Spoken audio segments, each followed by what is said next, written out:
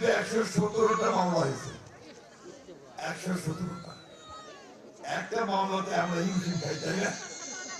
117টা মামলা হলে কি অবস্থা হয় বুঝতেই পারেন। বারবার আমাকে সপ্তাহে 4 দিন 5 দিন কোর্টে যেতে হতো। 3.5 বছর জেলে গেছি 11 বার। এই লড়াই করতে করতে আল্লাহর অশেষ রহমতে আমি বাংলাদেশের সমস্ত বিরোধী দলগুলোকে এক করতে সক্ষম হয়েছিলাম। আমার নেত্রী বেগম খালেদা জিয়াকে জেলে নিয়ে গিয়েছিল 6 বছর, ওনাকে জেল দিয়েছিল। ওরা সব দায়িত্ব তখন এসে পড়ছিল আমার উপরে। সেই জন্য আমি সবসময় আপনাদের এখানে আসতে পারি, সেই জন্য আমি আপনাদের কাছে ক্ষমা চাচ্ছি। আমি কখনো আমার এলাকার মানুষকে মানসিক দিক দিয়ে ছেড়ে, যত মামলা মোকদ্দমা হয়েছে প্রোগ্রাম চেয়ারম্যান জানে, প্রত্যেকটা আমি খোঁজ খবর রাখছি। নেতা কর্মীরা অথবা আমাদের এলাকার মানুষ যারা অসুস্থ হয়ে ঢাকায় গেছে চিকিৎসার জন্য, আমি তাদেরও খোঁজ খবর রাখছি। এইভাবে আমি কিন্তু এলাকার সঙ্গে যোগাযোগ রাখছি। আপনাদের এই ঠাকুরগাঁয়ের মামলাগুলো একটা মামলাতেও আমি কাউকে শাস্তি পেতে দেই নাই। আমরা ভালো ভালো উকিল দিয়ে আপনার পুরা খালাস করে নিয়ে আসছি আপনার মামলাগুলো। এটা আমাদের সবাইকে বুঝতে হবে যে আমাদের এইসব কাজের জন্য আমি আপনাদের এখানে বেশি সময় দিতে পারি। তো আজকে এই সংগ্রামের পরে আপনারা জানেন যে প্রায় 60 লক্ষ মানুষের বিরুদ্ধে মিথ্যা মামলা ছিল সারা দেশে।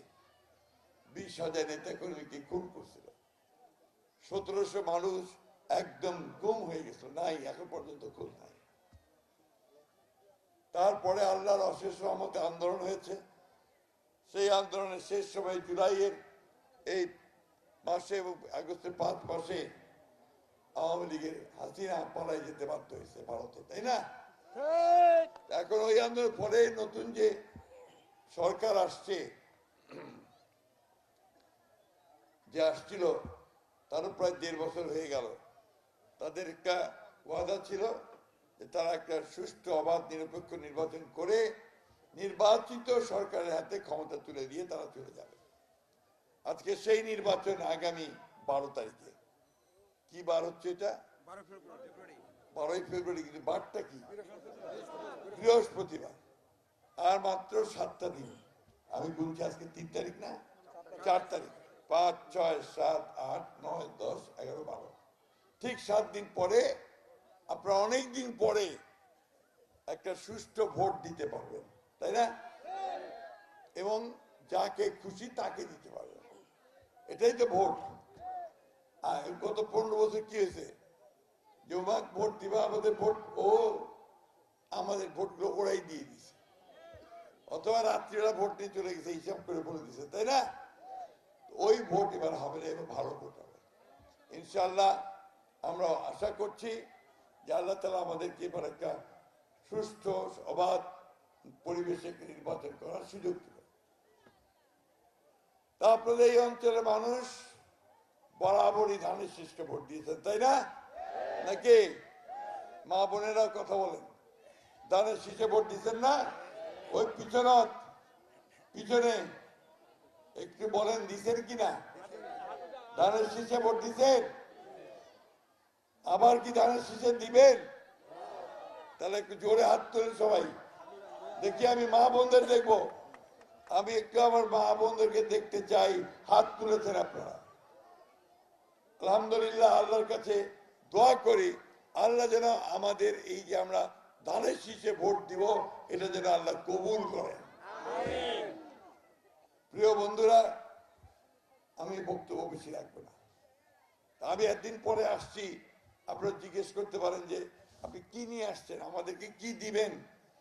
আমরা যদি আপনাকে এমপি করতেই পারি তো আপনি আমাদেরকে কি দিবেন, তাই না? এই প্রশ্নটা আমাদের কাছ থেকে আসা উচিত ছিল। তো যাক, আমি নিজেই প্রশ্নটা করলাম আপনাদের জন্য।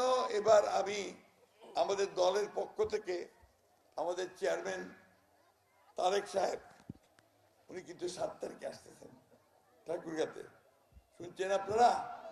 7 তারিখে আসতেছে শনিবার, সবাই যাবেন। লোকটা দেখিবা হবে নি, যাকে আমরা নেতা মানিয়েছি, যার পেছনে যাচ্ছি, সেই প্রেসিডেন্ট জিয়া আর বেগম জিয়ার ছেলে, একদম বাপের মতোই, কথাটাও বাপের মতো। ইনশাআল্লাহ তাকে আমরা সবাই দেখতে যাব, তাই না? উনি বলছেন, লন্ডন থেকে ফিরেই বলছেন যে আমি কিছু কাজ করতে চাই। ইংরেজিতে উনি বলছেন আই হ্যাভ এ প্ল্যান, আমার একটা পরিকল্পনা আছে। সেই পরিকল্পনার মধ্যে প্রথম উনি বলছেন আমার মায়েদের কথা। বলছে আমার মায়েদের হাতে, প্রত্যেকের হাতে আমি একটা ফ্যামিলি কার্ড তুলে দিতে চাই। এই কার্ডটা আমার মা বোনদেরকে, মায়েদেরকে শক্তিশালী করবে। তার ছবি থাকবে, তার নাম থাকবে, আর এই কার্ডটা দিয়ে উনি নিত্য প্রয়োজনীয় জিনিসগুলো সস্তায় কিনতে পারবেন, ন্যায্য মূল্যে কিনতে পারবেন। আর সরকার থেকে কিছু অনুদানও আপনাদেরকে দেওয়া হবে। আর যার লাগিবেনি হয়তো নিবেনি, তাই না?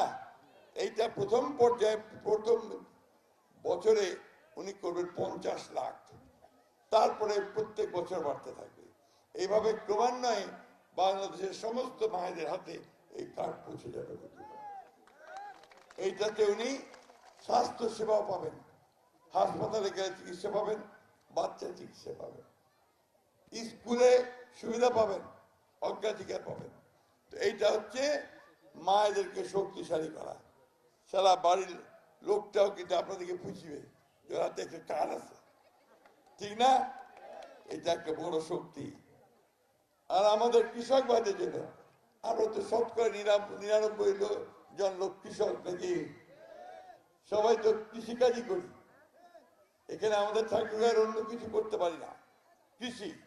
কিন্তু আমার কৃষক ভাইদেরকে আমি একটা করে কার্ড দিব, ওটার নাম কৃষক কার্ড। এই কার্ড দিয়ে সে ন্যায্য মূল্যে সার, বীজ আর পানি পাবে।